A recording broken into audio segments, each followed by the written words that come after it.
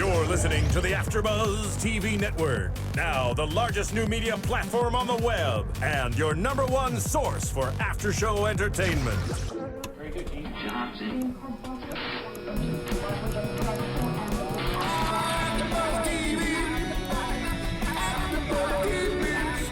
the AFTERBUZZ Studios in Los Angeles, California, presented by Maria Menounos and streaming live thanks to Akamai Technologies. This is AFTERBUZZ TV's Bar Rescue After Show.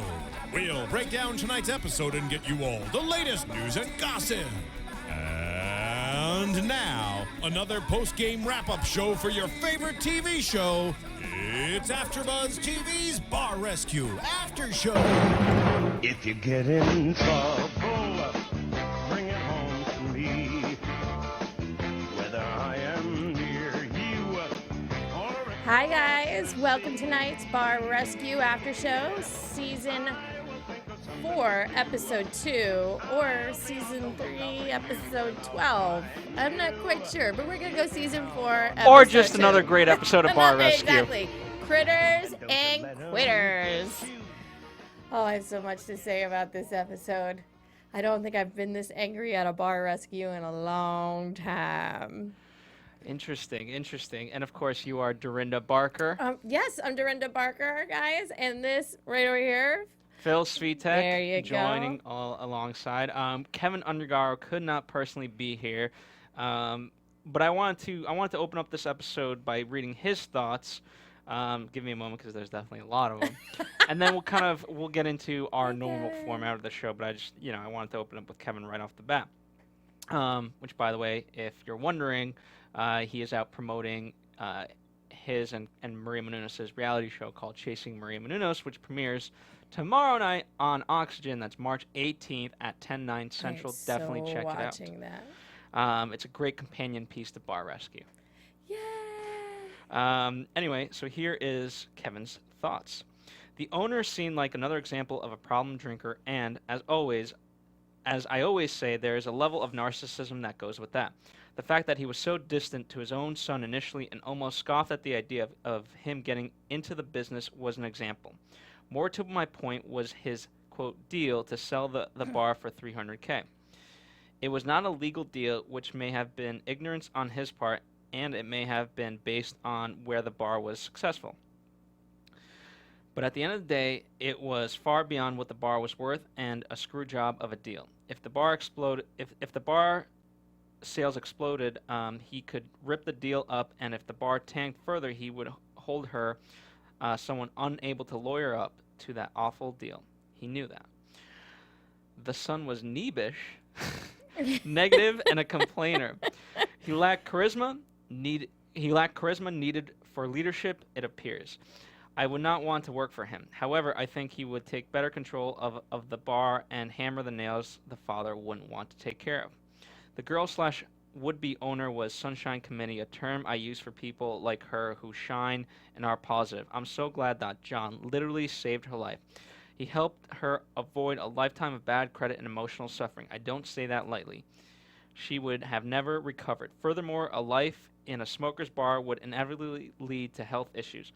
All this with 2 children at home is not... 3, actually.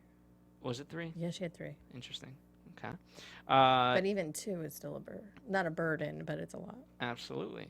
All of this with 3 children at home is not something anyone wants to see.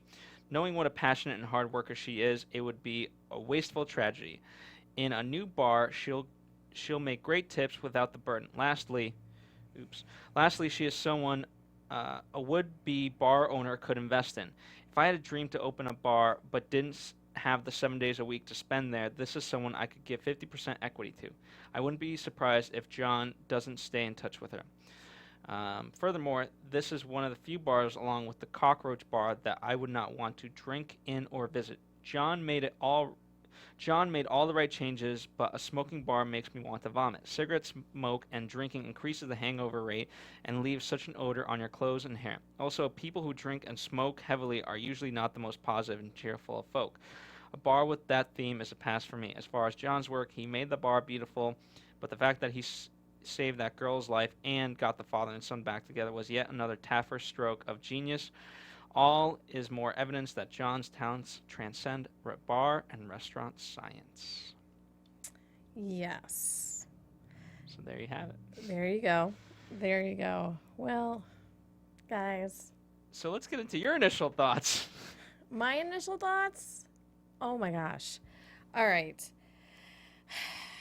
So, you know, they do the recon, and John is sitting there with Tiffany Derry and Tony, and I'm so sorry if I'm going to butcher your name. I've been trying to say it the whole time I was watching the DiVincenzi.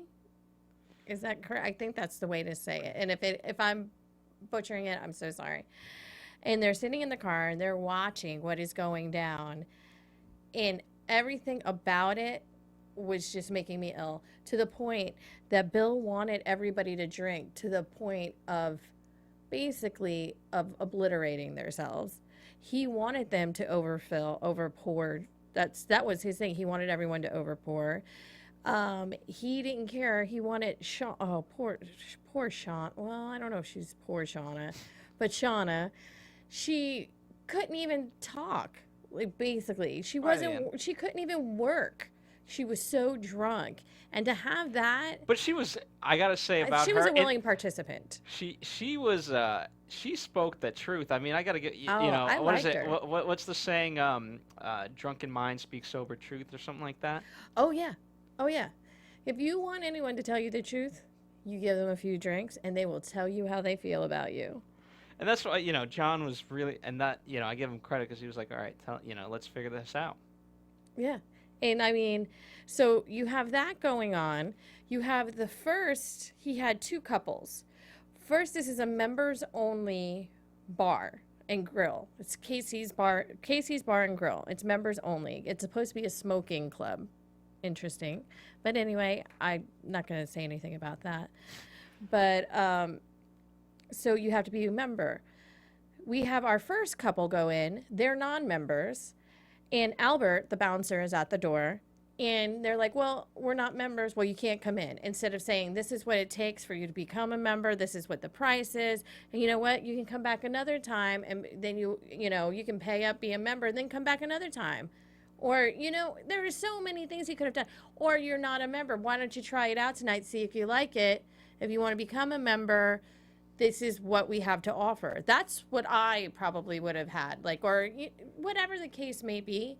That's what I probably would have had my bouncer do, or my door person. And for a bar like that, that's a members only bar, they should have had a door person, not a bouncer.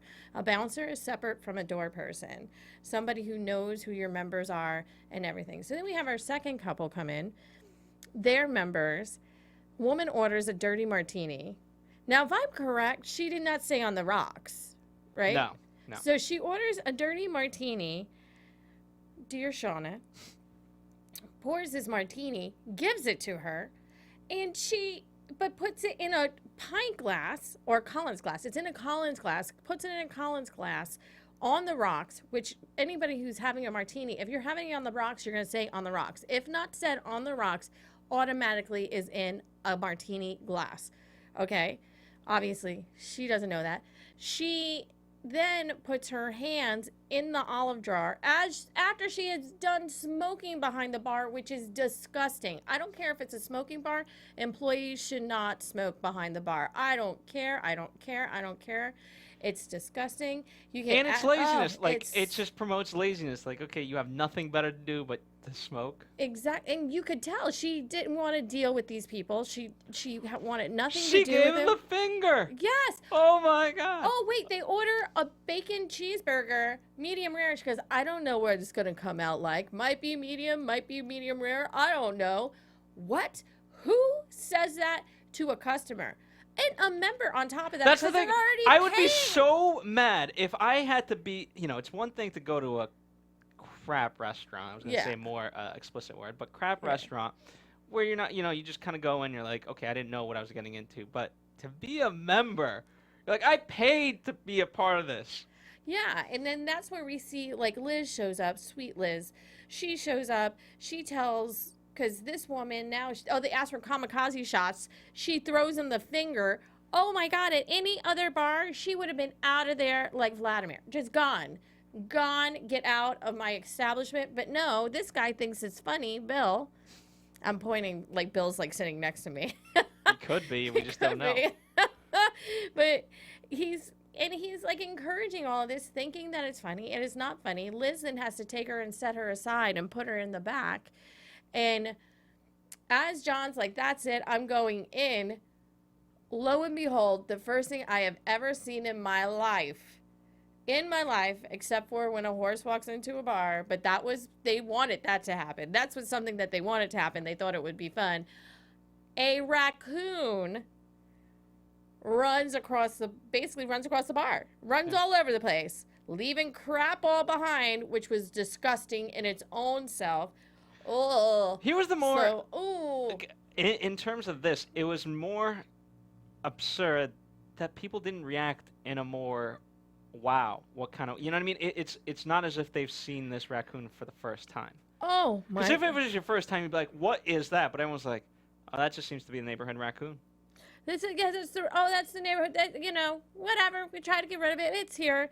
I mean, they get the food, the mozzarella sticks, 60 seconds of chewing for her. 60 seconds of chewing a mozzarella stick. Here's what about the chef, and this is kind of talking about initial reactions, but also tying in later. You know, I was really nervous for him because I was like, okay, another chef that we're gonna have to ream out. But you know what? All in all, I like this guy. I thought he was nice. such a, you know what I mean? We didn't get too much of him, but he wasn't saying much. Towards the end, he finally opened up his mouth and said, wow, that's a beautiful bar. Yeah. But I give him a lot of credit. He just didn't know any better. Well, because he wasn't taught. And I think that's why they didn't really spend that much. They had so much other things, but I don't think that's why they spent so much time on him, because he seemed like he was not trainable, but he wanted to be educated. He wanted to know these things. And the bacon cheeseburger was gray, like a weird color gray, not even like a dull chalky gray. It was almost like a black gray. Roxy watched it with me, and we could not get over that. And then the next thing you know, you see a Grateful Dead hippie with his, I'm going to say it, his titties out. And then he's making out with the woman next to him. I'm like, this is a members only club? What kind of members only club is this? I think it's a mixture of a lot. And I was and that's when the raccoon comes in. And that I've never, ever seen that in my life. All over the place. And then you got to be a member to see that stuff. It was amazing and disgusting at the same time. So now we have Shauna outside. John's coming in. Shauna's now outside drunk. How she's holding herself up, God love her. And she calls John the Jolly Green Giant. She's like, you're like the Jolly Green Giant. God love her. Yeah, at least she was honest. And she was just telling John like it is, as a person who is a little inebriated does. And I thought that was amazing. So then now John goes in there after this and talks to them. Well, sometimes he won't talk to the bar owner. Yeah. And he'll talk to someone who's, and he'll make a point that way. This time, you knew that he really felt for Liz. Yeah. But because she was the one who got them to come in. Am I correct? Yeah, I believe so. Yeah, she was the one who, yeah. And so, but he went after the bar owner. Mm-hmm. And then the son, Ryan, is sitting. Now, he was having fun. He was having fun, but you see that one moment when they actually pan to him? He looks so miserable because his dad has now basically given this bar, as of right now, given this bar to Liz. And Liz is working her butt off because she thinks that this is it, that someone really believes in her and she's going to get her own bar. And she's working for this. This is her dream, to have her own bar. And we've seen this on these episodes before. The American bar was just the same way, the American bar, except she wasn't screwed over. She was screwed over by the landlord, not by the guy who promised her the bar. But this all happened. John walks in. He goes to the bar owner. And what does he say? He goes, I despise a bar owner. I can't. Well, there was a lot of irresponsible and other things. Yeah, and you look at your bartender, and Shauna comes back in. Look at your bartender. She can't even speak, and he thinks it's funny.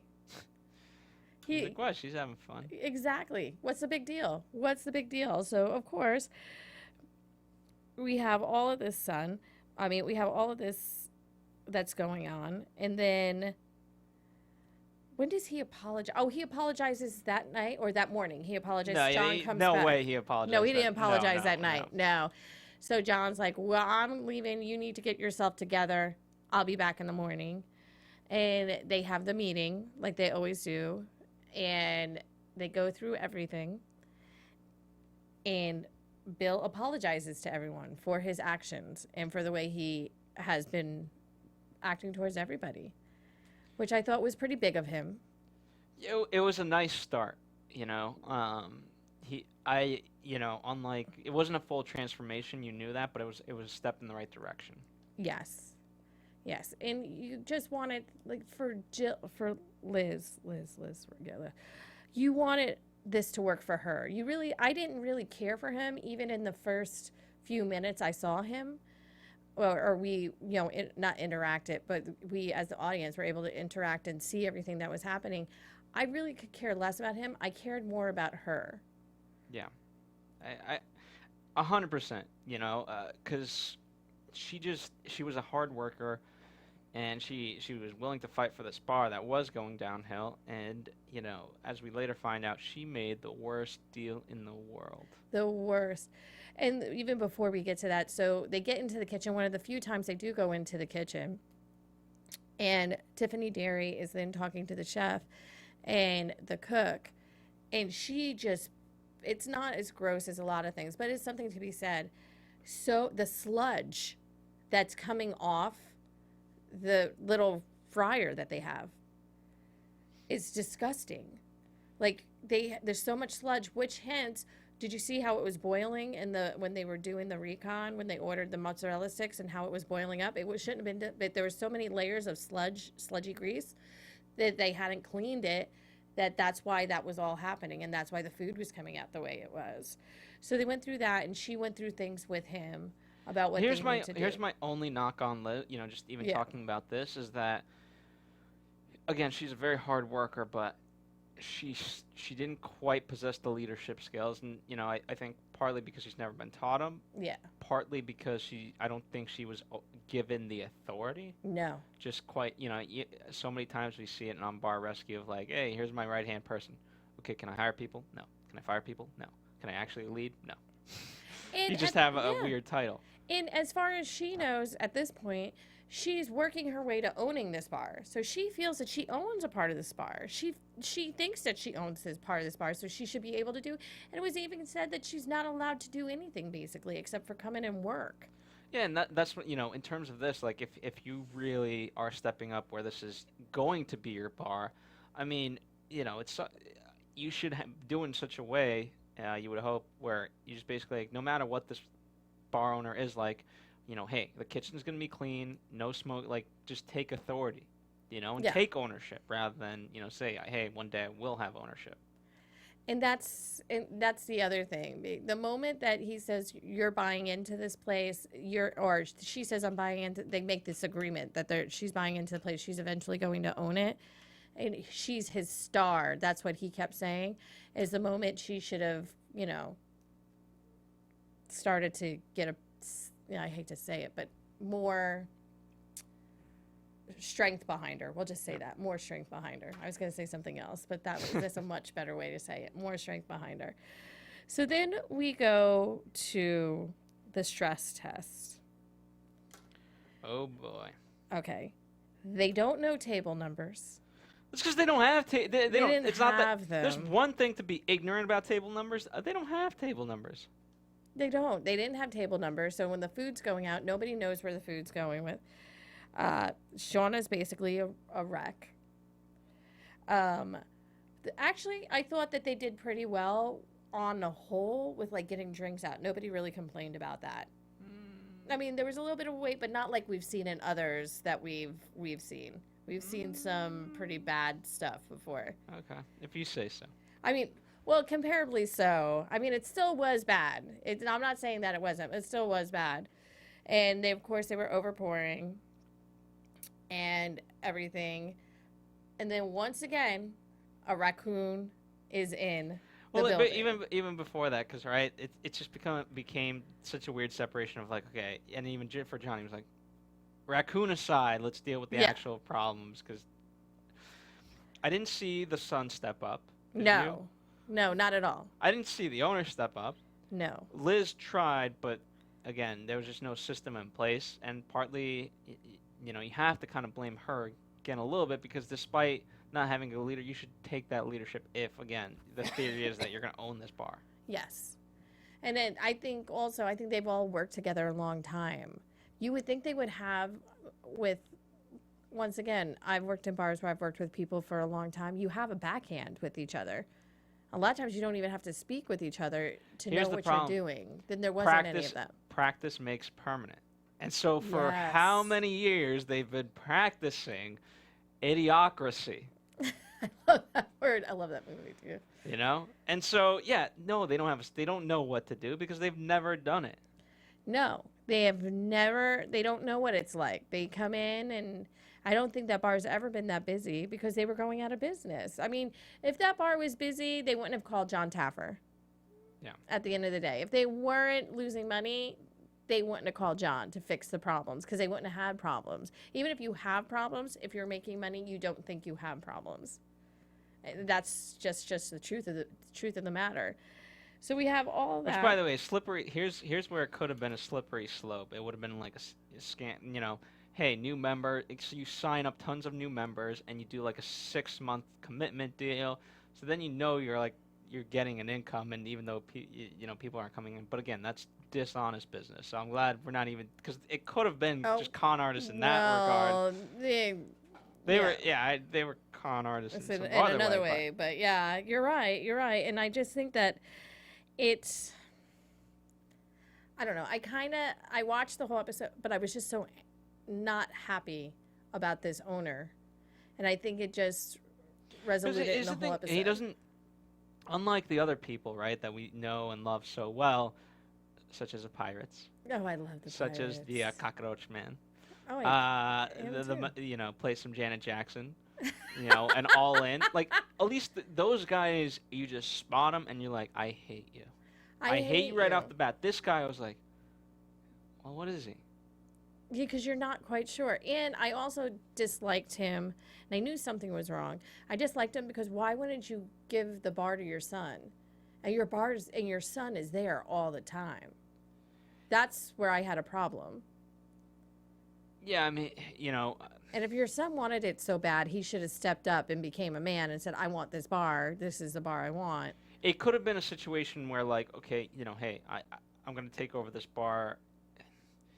It just didn't make sense, because if the son wanted the bar, but the father knew, like, hey, you know what, son, you're really good at computer science. You could be the next Steve Jobs. You don't deserve to own a bar because you need to go and chase your dream. Yes. Different story. None of that there. No, there wasn't any of that there because the son was sitting at the bar. There wasn't that. So the son was just sitting there watching somebody take his bar. Yeah. Which the father, Bill, perpetuated all this. Almost in a way, I think he kind of wanted it, because he was always drinking at the bar and having fun. And people like that, always drinking, always having fun, they want to have excitement and they want to have drama. Yeah. It's true. And I mean, we might get some tweets or whatever. Especially when you feel like you're in retirement. And first off, you have to have the retirement money to be able to do that. Yeah. But yeah, I could see when you get to that age and you're like, you know what, I've worked hard my whole life. I don't, it seemed like the bar was successful earlier on. You know what, and now I deserve to be in retirement and just do whatever I want. But it doesn't quite work like that. No, and then, what was it? He said for the first 2.5 years it was good. Something like that. Yes, for the first 2.5 years, and he had it since 2002. Yeah. So That's 12 for years. 12 years Ish. and 9-ish, and then basically 10 years of it not being good. How does that bar even stay open of 10 years of it not doing so? Well, it was probably like even kill, I would think. I think, I don't know, maybe it was, again, I think in some sort of sense, I don't know how the membership works, so if I'm on a Yeah, the monthly membership. sign up, I just forget to like, say, hey, I don't want to be a member anymore, and you're still getting my dues every month, even though I haven't come in 8 years. Oh yeah, and it's probably one of those where it's probably anywhere between $20 to $40 a month, so you're not missing that Yeah. every month. Because the median household income is $73,000 a month. Which is 73,000. 73, which is 20,000 higher than the national average. Yes, exactly. So yeah. So then after the raccoon walks into the bar, that's it. John has had enough. Everything is shut down. Shut it down. I love to say that. It was gross. It was, and there was feces on the floor. And that woman said, like, there was stuff in her drink.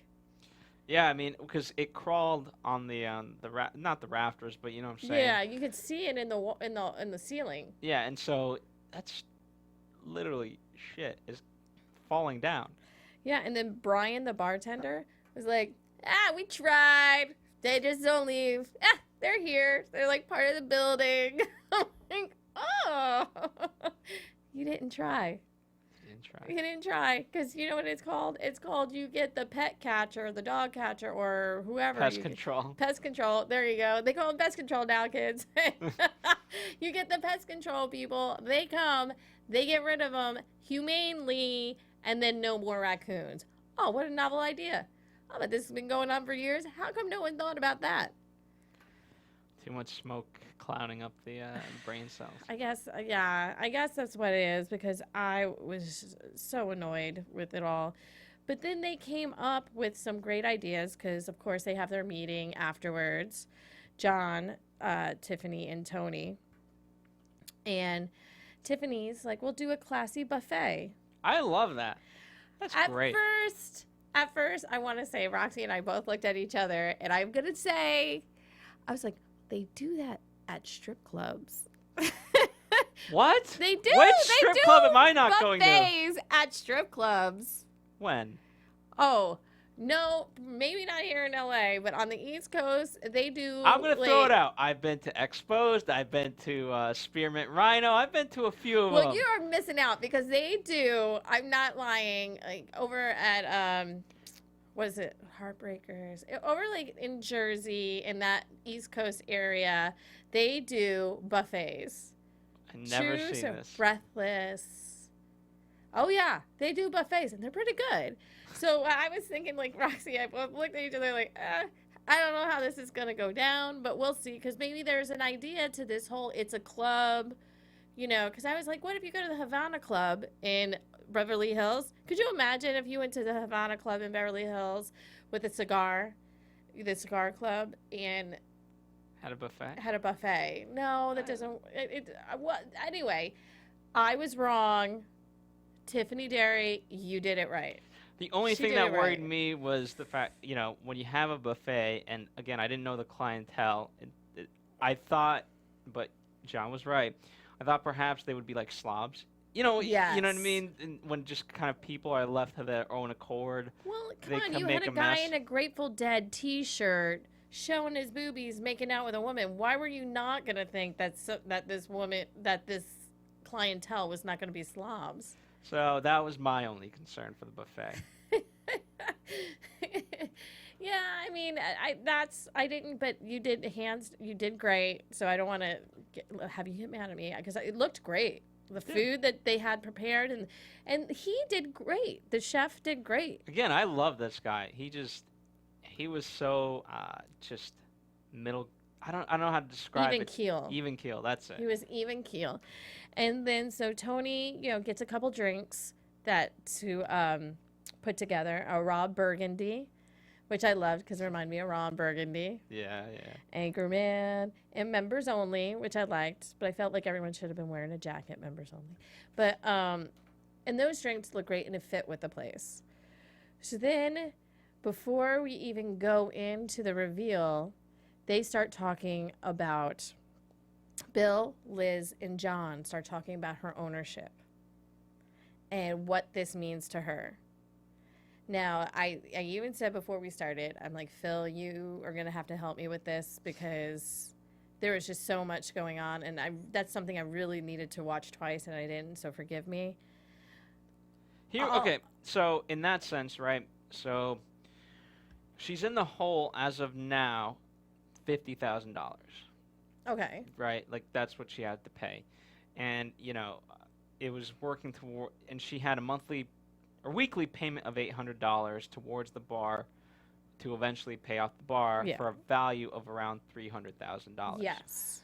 Now, in terms of real estate, a house costs around that, but that's like a, 2-bedroom, maybe 3-bedroom house, depending on the area. So I don't know bar prices.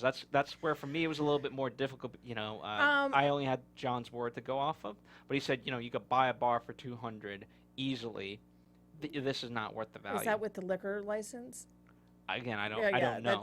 There was some things that weren't explained, but the way I started to see it was, now she owes this guy $300,000 with a debt of, if anything happens, whether the bar does well or whether the bar does great, $50,000 debt to this man. She's only got $48 in her bank account. And so John starts looking at the paperwork. Even the $50,000 note, the 10% that she thinks she owns, she thinks it's 10%. $50,000 is more than 10% anyway. But that's a different story. I'm not going to go, because I can go into that for a very long time. But it's not the right paperwork. It's not officially, you didn't go to a notary. It wasn't sealed. It wasn't anything. No signatures to endorse anything. Nothing. So this woman had been taken for a ride. And I just felt awful for her. Like, I got choked up thinking about, she's been working at this place for 7-8 years now. And she now thinks she's working her way to owning this place and what she's put into this place. And now she's got nothing. And they just shysted her out of money. Absolutely. So that happens, and John brings in a lawyer. Yeah, John brings in a lawyer. Lawyer starts going through everything. And, of course, the son is now there. The son is now part of this whole thing. Well, because he always, their tiff. There was a switch, and they didn't quite highlight it, but, they were talking about it, hey, do you really want this? And John, from what I feel, really egged her on and was like, okay, do you really want to think about it? Here's what it is. And he really, not egged her on, but educated her. Yes. And based off of that, she was able to come to her own conclusion of, this is not for me. Yeah, and I appreciate John so much for that, because I think John saw what the writing on the wall was going to be, or could honestly be, and then she would be stuck. But ultimately, what's brilliant about it is that it helps both parties. The father and the son need to be closer. Yes. Because obviously that's what the son wants. Yeah. And it's a terrible investment for this woman. So you're saving awful investment. You're saving 3 people at the same time. Exactly. Meanwhile, I know this was her dream, and that's why my heart broke for her, because this is something that she wanted.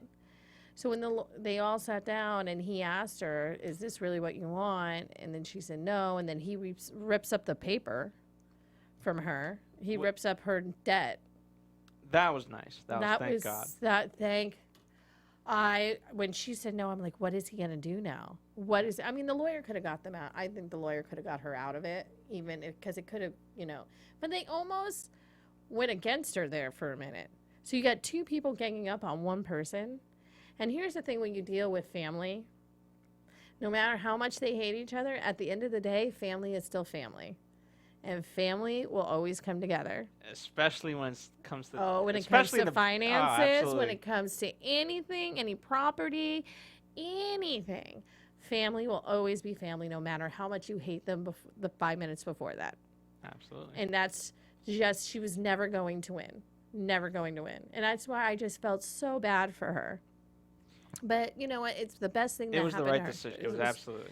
You know, and it also, when she went in and she told the group, Oh, that was heartbreaking to me. I mean, she, again, perhaps not the strongest leader in this establishment. She had a lot to learn herself, and I wish she at least got the rest of that education, you know, instead of perhaps walking out. But, I mean, they were just so torn. This was, I think, maybe the first bar rescue where I saw the whole whole staff cry. Yeah. And it was touching because to see how much they just loved her. Even Shauna, our friend Shauna, she was very upset. They were all so upset. But, you know, because 7-8 years in a place is a long, and abruptly she left.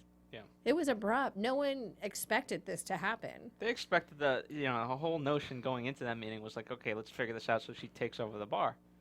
And then it was going to be like, yay, you know, we have new management, we're excited, we're moving forward. It's not like, wow, we just lost someone we loved. How does that change the landscape now? You know, and it's like, is this now good hope? Or is this just truly negative in the sign of, like, everything to come, like this bar perhaps can't be saved? Then maybe it can't. What I thought was interesting when they said the son was taking over, Ryan was going to take over. Did you see the look on their faces? It was. I give him credit for the speech. I give him credit for his speech. Yeah, I give him credit for the speech, but I don't think the staff at first was too accepting of it very quickly. Like, they were accepting of it, but not very happy about it. But I also think it has a lot to do with they loved Liz so much. Yeah. And what they thought was going to be was no more. So now that happens, we go into the reveal.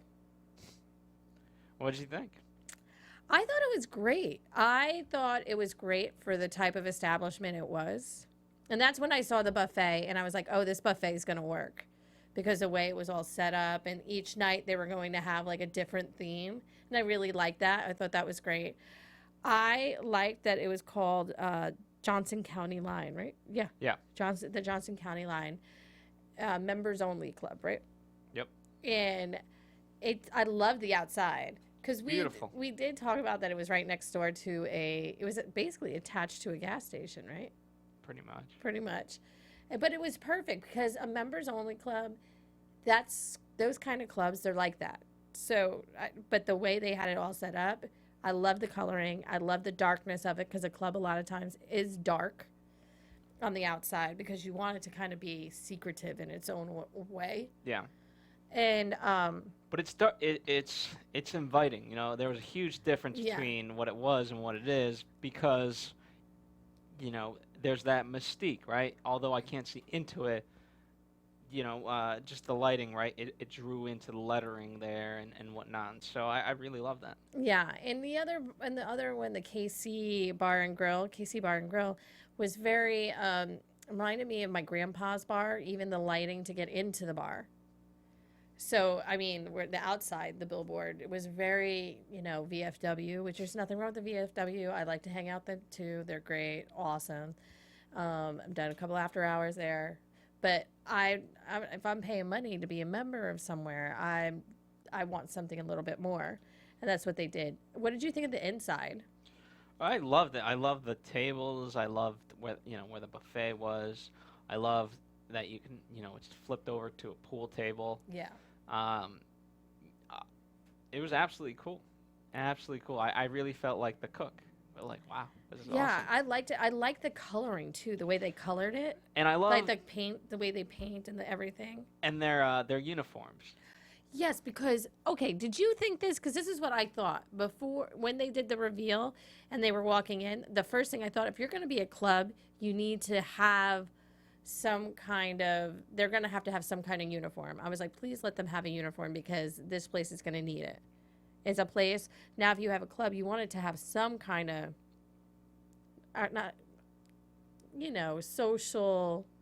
What's the word I'm looking for? Interaction? Not social interaction, but you want it to have more of impact. an upper class, not that it was ever going to be upper class, but more societally upward. Okay. You know, that's what I wanted to say. And I think societally is now my new word that I just made up. But I like that. I love the uniforms that they had. What about Bill's smoking jacket?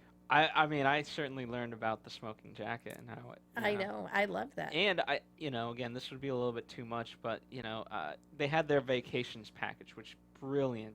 That's a great idea. And maybe you give out a smoker's jacket to like really big members in time. As you grow. That could be a perk. I was thinking the same thing when he got the smoking jacket. What I would have done is, okay, so a regular member pays this much. A member who, frequents, like some people get their own seats. Yeah. If you pay this much a month, you get your own seat. If you do this, you get your own smoking jacket. We'll keep the smoking jacket for you so you don't take it home and lose it. The smoking jacket always stays here. Like, that's what was going through my mind when I was seeing that, because I love the smoking jacket. I thought it was a great idea. Yeah. And then the son seemed he really, really became part of the group, though. Did you notice that? Yeah, I mean, as soon as he told the people, like, hey, I'm going to be kind of in charge, he was ready to embrace it, and I don't know if I think it's primarily because of how he initially felt towards Liz and what his father said, that he was holding back, but so I'm glad it worked out in the way that it didn't. Are they going to be successful for years to come? I don't know, but the story to me was Liz. Yeah, and the good thing is Liz did get a job, and supposedly she's doing well. I'd like to find out if she's doing well. I think so. Yeah, I would really like to find out if Liz is doing well, to see how she's doing. Because I just really liked her, even though, yes, certain things could have happened where she maybe had more leadership skills. But at the end of the day, she really was working hard to get where she wanted to go. And it kind of fell apart for her. And again, I wish she got the full education of Bar Rescue. I hope that she, Yeah. I hope that she did. And I'm excited. You want to get into predictions? Well, I didn't see the coming attractions. Wow. All I do know is that John is going to go into a bar and he's going to fix it up phenomenally.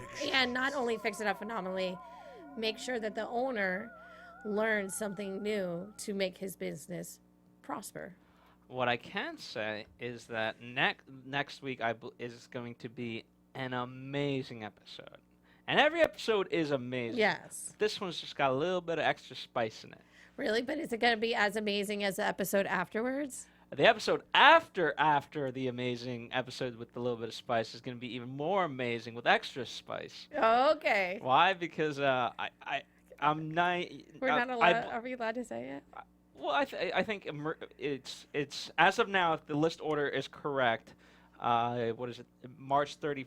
Yeah. March 30th is when the episode featuring Maria and Kevin and kind of all of us. And airs. Phil and I, we're so excited about it. We're not going to give any spoilers. No. But we will definitely be talking about it. The one thing we will say is this is no joke. A lot of reality. I've been on reality sets where some of it is not quite reality. This is reality as reality gets. So I can't speak to the rest of the season because I don't know what's coming up. But I do, and again, I'm sure they're all going to be very amazing. But I'm really, in particular, looking forward to the next 2 episodes. Yes, because they're going to be amazing. And I don't know. Are you going to tell me a little bit about this? I can't. I was sworn to secrecy by John himself. Oh, no. Do we know who's on those episodes? Like who the experts are? I don't know off the top of my head. All right. I'll try to find out because I would like to get an expert either a call in or on the show. And actually, I'm sorry. John wants to call in to. So there you go. Okay, the last surprise of the night. Thank God you pulled it out of me. John wants to call in for this episode. Yeah, and Nick Liberato said he had a blast last week. And we have a few more experts lined up for you. So yes, we do. I wonder if Dorinda got my email earlier today. Yes, I did. I'm so excited. What did the headline read? Jennifer Garner. So for those of you who are fans of Bar Rescue, you know who we're referencing. It's not actually Jennifer Gardner. it's someone You know equally that's my lovely. birthday week too, so that's the best way to start off my birthday week. There you go. All right, Dee, where can we find you? You can find me at Lula Cherry Films on Twitter, and on Instagram it's Dorinda B1, the number 1. All right, and follow us here at AfterBuzz TV on Facebook, Twitter, and Instagram. Follow Kevin Undergaro at Undergaro on Twitter, Facebook, and Instagram. Yeah. And last but not What least, about you, Phil? well, you might be able to catch me on Chasing Marie Menounos, airing tomorrow, Tuesday, March 18th, 10/9 Central. That's the premiere, but of course, for the next couple weeks, it's going to be airing, same time, same place. So again, Oxygen Channel, starting March 18th, 10/9 Central, Chasing Marie Menounos, and of course, I may be in there a few times, but you'll see Kevin Undergaro lots of times. Oh, that I'm I can so promise. excited. So definitely worth tuning into. See you next week. Bye, guys.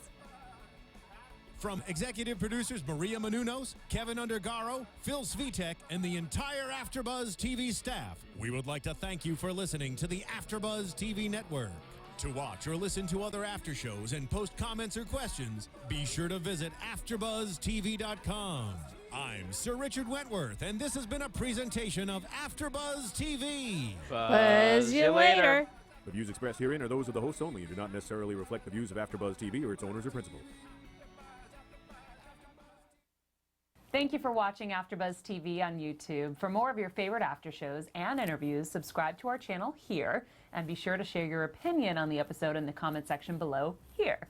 We'd love to see what you guys are buzzing about. Thanks again. Buzz you later.